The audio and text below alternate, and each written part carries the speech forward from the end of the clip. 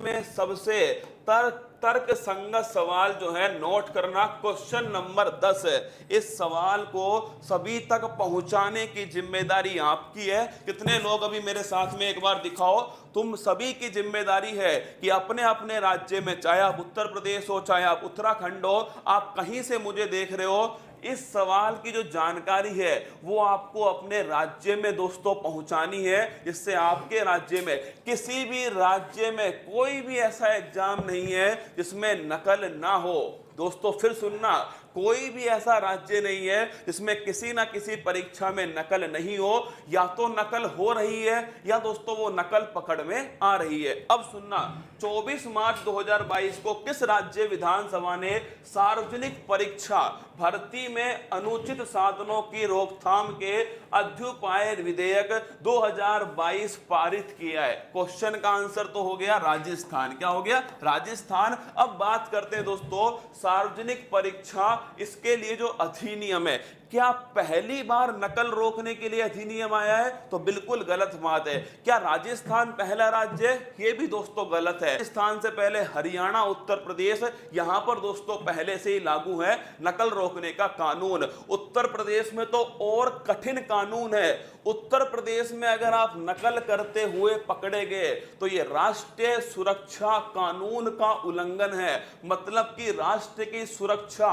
National security act, इसका उल्लंघन है दोस्तों। कहां पर? उत्तर प्रदेश के अंदर। लेकिन राजस्थान ने दोस्तों हर पॉइंट को एकदम क्लियर करके रखा है कि परीक्षार्थियों को क्या क्या दंड मिलेगा, परीक्षा देने वाले को क्या दंड मिलेगा, और अगर कोई नकल करने वाला गिरोह है तो उसको क्या दंड दिया जाएगा। सुनिए मेरी बात को, हर पॉइंट को ध्यान रखिएगा। राजस्थान विधानसभा के अंदर एक विधेयक है दोस्तों 2022 जो ध्वनि मत से पारित हो चुका है। विधेयक का नाम क्या है? राजस्थान सार्वजनिक परीक्षा भर्ती में अनुचित साधनों की रोकथाम का विधेयक 2022 है। इससे पहले भी दोस्तों 1992 में विधेयक आ चुका है। क्या 1992 में अधिनियम है, उसी में दोस्तों क्या हुआ है, संशोधन करके नया अधिनियम लाया गया। तो क्या पहली बार आया है? नहीं, इससे पहले 1992 में भी अधिनियम आया था। क्या राजस्थान पहला है? नहीं दोस्तों, उत्तर प्रदेश और हरियाणा के अंदर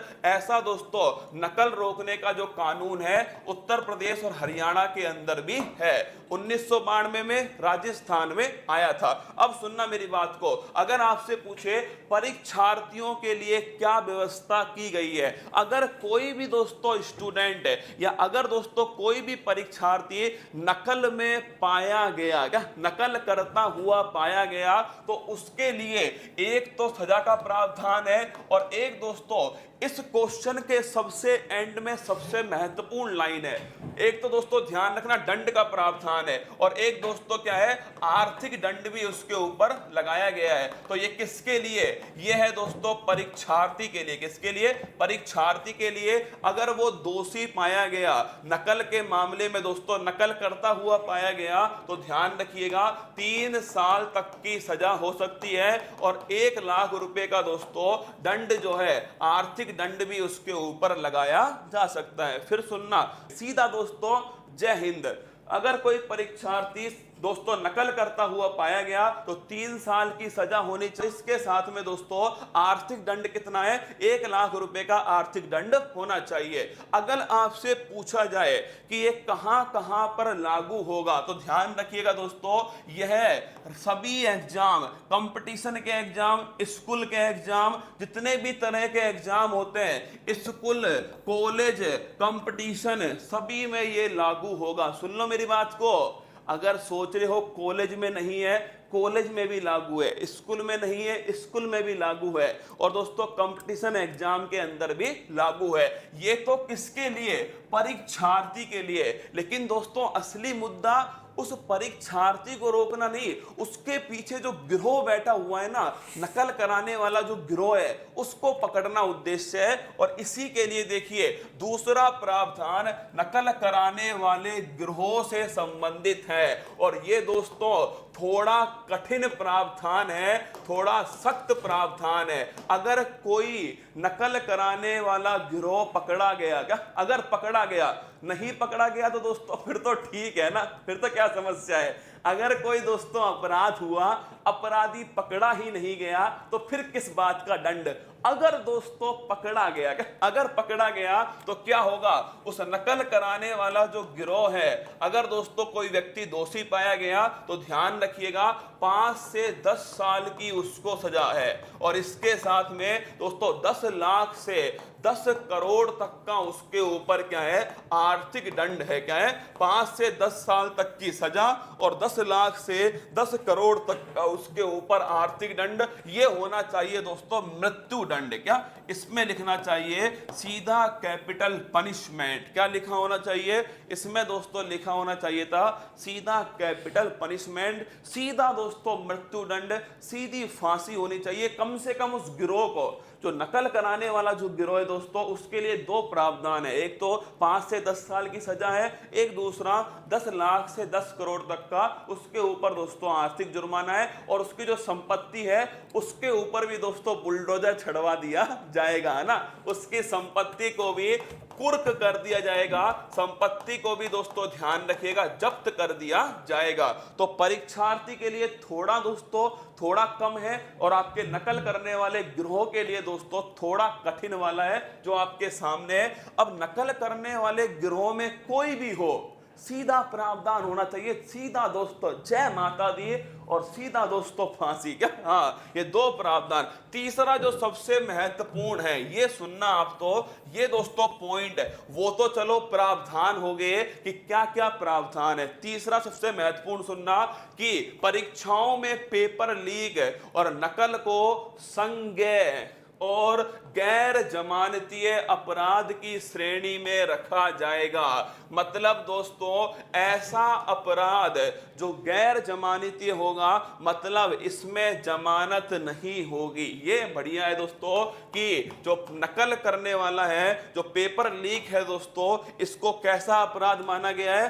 गैर जमानतीय अपराध माना गया है। मतलब दोस्तों इसमें जमानत नहीं होगी। और चौथा पॉइंट ध्यान रखिएगा, एंटी चीटिंग सेल। मतलब दोस्तों परीक्षाओं में लगातार धांधली हो रही है, मतलब सरकार ये मान रही है दोस्तों कि धांधली तो लगातार हो रही है ना, सरकार मान रही है कि धांधली जो है वो लगातार हो रही है। और धांधली के सामने आने के बाद राज्य सरकार ने नकल रोकने के लिए जांच एजेंसी स्पेशल ऑपरेशन ग्रुप में एंटी चीटिंग सेल बनाया है, जिसको गृह विभाग ने मंजूरी दी है। एंटी चीटिंग सेल की घोषणा मुख्यमंत्री ने 23 फरवरी को बजट में की थी। तो मैंने आपको 4 चीजें बताई दोस्तों।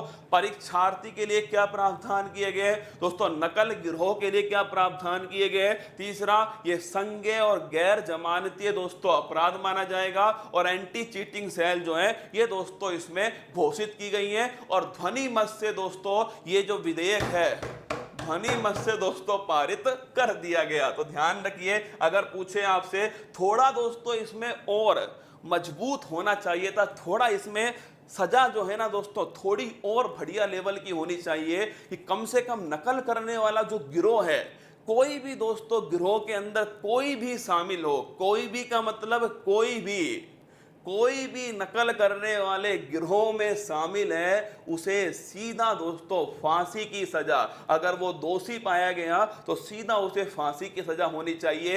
एक को फांसी दो। मैं फिर कह रहा हूं दोस्तों, जरूरत ही नहीं है एंटी चीटिंग वीटिंग सेल की, एक को फांसी दो दोस्तों, मामला जय हिंद है अपने आप। पर भाई साहब क्या करें दोस्तों, थोड़ा कठिन। चलो शुरुआत तो हुई, कम से कम यही अच्छी बात है कि शुरुआत हो चुकी है। और राजस्थान में दोस्तों ध्यान रखिएगा, राजस्थान में यह विधेयक आया है। इससे पहले 1992 का भी दोस्तों अधिनियम था। इसमें ध्यान रखना परीक्षार्थी के लिए प्रावधान है, इसके साथ में दोस्तों ध्यान रखना नकल गिरोह के लिए प्रावधान है। और तीसरा दोस्तों मैंने आपको बताया कि एक संज्ञेय और गैर जमानती, लिखना संज्ञेय और गैर जमानती दोस्तों अपराध है। और एक दोस्तों एंटी चीटिंग सेल जो है इसका निर्माण भी इसमें किया गया है। 4 प्रावधान इसके अंदर हुए।